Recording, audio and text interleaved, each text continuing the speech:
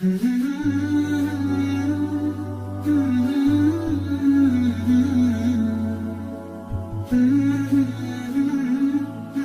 ورحمة الله وبركاته. بسم الله والحمد لله والصلاة والسلام على رسول الله. Today's subject will be about the surveillance of Allah Azza wa Jal for us, which in Arabic is called Al-Raqaba, Raqabatullah, Allah. And so to start, we have to understand what's the importance of having that concept in our minds. The concept of Raqaba is directly related to the level of our faith, because if we're asked about Ihsan, which is a high level of faith for a Muslim, and Ihsan means the perfection of an act or the perfection of a worship, for example. That's Ihsan. So when Rasulullah alayhi salatu wassalam was asked to explain Ihsan, he used the concept of Raqaba directly to explain it. And he said, alayhi salatu wassalam, um, the concept of ihsan is when you act as if you see Allah in front of you, and even when He doesn't see you, even when you don't see Him, you know that He sees you. And so, to reach that level, that high level in Islam, you need to have the concept of raqaba in your life. And there's many benefits to it in your daily life. For example, it's the main, I would say it's one of the main tools to avoid sins. So think about it. Let's say you're doing an exam and you have a teacher sitting in front of you. If he's looking at you directly, will you dare to cheat on the exam? Probably not. You will be worried that he catches you. You will feel ashamed if he catches you. And this is, of course, not to do a comparison with Allah Azza wa Jal, but to better understand the idea, that once there's surveillance over you, you will perform better as a human, and you will do your best to avoid sins and to do as many good deeds as you can. Another concept is that once you understand that someone is watching you, not only you will make sure to do good deeds, but you want to do them in the best manner you can, in the best way you can. Another example, let's say you're playing a football match with your friends and your parents come over to watch you. Your whole you're gonna become a different player. Basically, you're gonna do your best to be the best player on the pitch, to have the best attitude. Why? It's because your parents are here and they're looking at you and you want to impress them. Now again, apply that concept with the concept of raqaba, because once you understand that every day and in every place you are, someone is watching over you, and it's not anyone, it's Allah Azza wa Jal. Once you understand that Allah is watching you, then you will aim to exceed expectations in everything you do, and to maintain honesty and truthfulness. So even in your transactions at work, exchanges with people at school, with your parents, when you're home and you want to speak with your parents, keep in mind that Allah asked for us to have good manners with our parents. So once you have that in your mind and you remember, oh, Allah, now I'm gonna talk with my dad, for example, I have to make sure that I cannot say anything out of line because Allah is watching me. Then look how your life will change and how your behavior will change. Another thing, another fruit or benefit from raqaba is the salvation on the day of resurrection. So there's a hadith from Rasulullah alayhi salatu wasalam, where he explains that there's 7 categories of people shaded by Allah on the day of judgment. So you have the first one is a just ruler.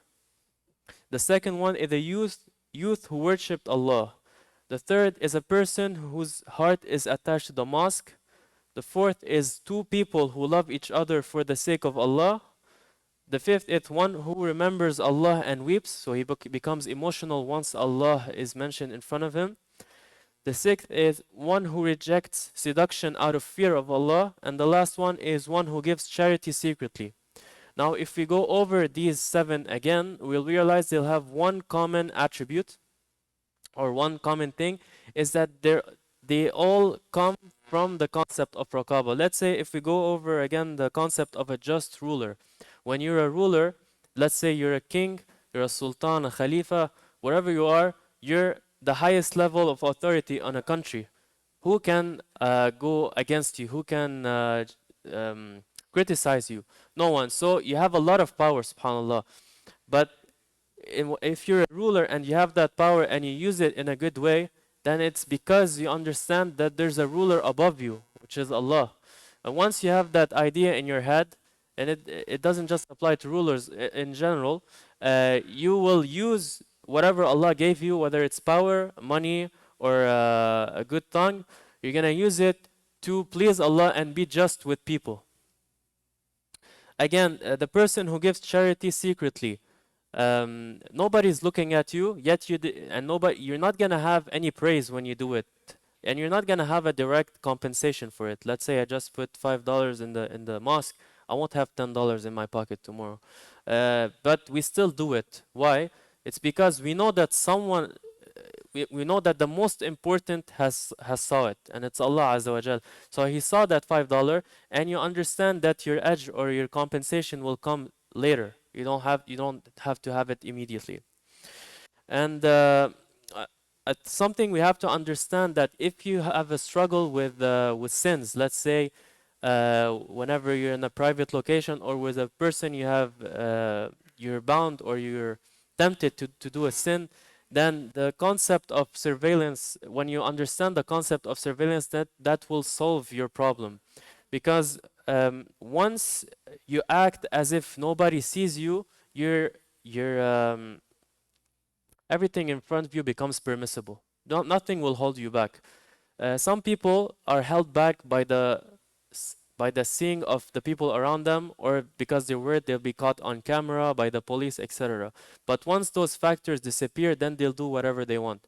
If we want to look at an example, in some Islamic societies, people who lose their wallet, they'll come back in a couple of days to that same spot and they'll see that their wallet is still there. Why? Well, probably because people, when they look at the wallet, they're worried that they might commit a sin or steal it. So they'll leave it on the spot. They understand that even though the wallet is there, the owner of the wallet is not here and nobody's around, yet Allah is still watching us. So we will not take that wallet. On the other hand, when you look at other societies where Islam is not very popular, and I think this happened in North America not long ago.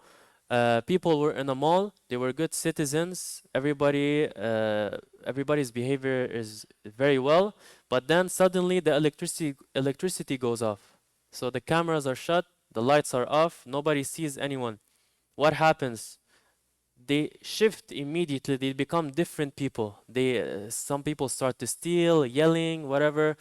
Why does that happen? Because those people, what's holding back those people from committing bad acts are the cameras and the people and the whether they're seen or not. But once you have the concept in your head that Allah is seeing you at all time, then you don't, whether there's electricity or not, light, whether somebody's seeing you or not, you will behave, you will be at your best behavior at all time, and you will be a good Muslim, inshallah.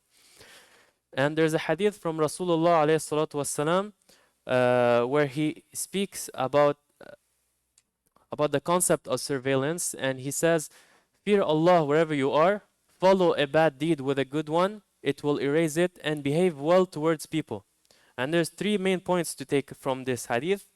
The first one, of course, is he reminds us about the concept of raqaba, which is the surveillance of God, is that you have to fear God no matter where you are, wherever you are, whoever you are.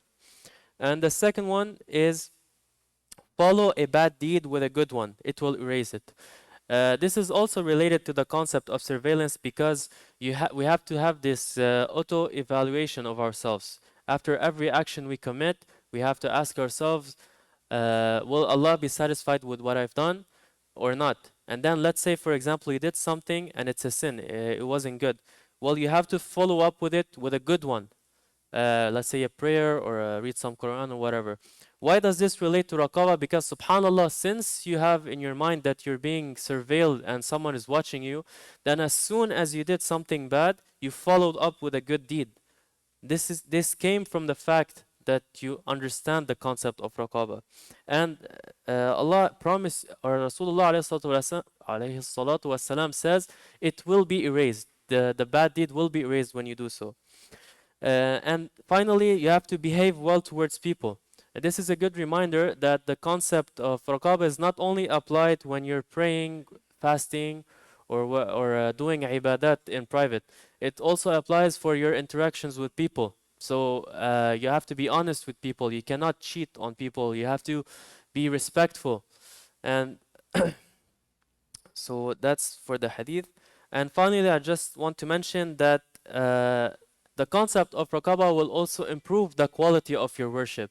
Let's say you have an issue when you pray, you're not able to concentrate on your prayers. Then when you have in mind, when you remember that Allah is currently watching you and you're currently with Allah Azza wa Jal while you're praying, then you will snap back into it and you will be able to focus more on your prayer.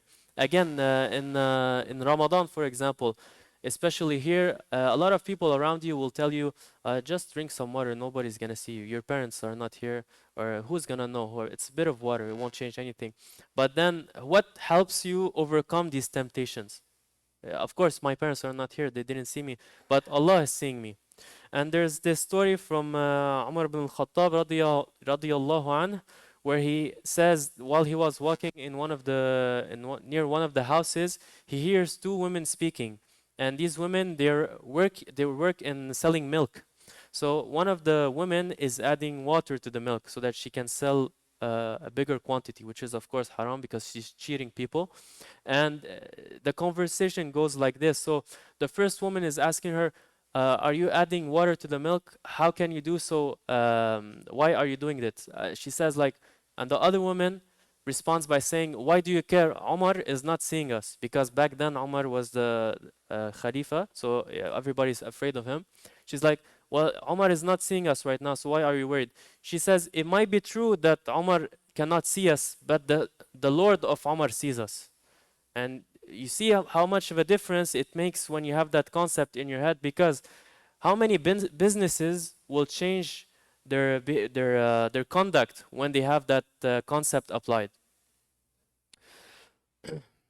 And finally, the last thing I want to mention is in the one of the hadith also, where three men were trapped in a cave by a big rock, and the only way they were saved from that cave was based on what they did previously. So what they did before in their life helped them overcome that situation. And one of them, for example, he hired a man, and that man he was supposed to do a work in return for a quantity of rice, like maybe a kilo or two, not a lot. And that man that did the work, he left and he forgot to take what he has to take, so his salary basically. He forgot to take his salary. A few years later, the guy comes back and he speaks with the landowner, but this time the landowner became rich. And he asked him, a few years ago I worked for you, but I forgot to take my salary. Can I have it now? And the man, so what's the expected reaction of this man? It's probably that he gives him his quantity of rice, and everybody goes to their house, all is good. But what that man did is ihsan. He did a lot more than that. He told him, do you see everything here in front of you, all the animals, all the crops, all of this came from your rice, so take whatever you want.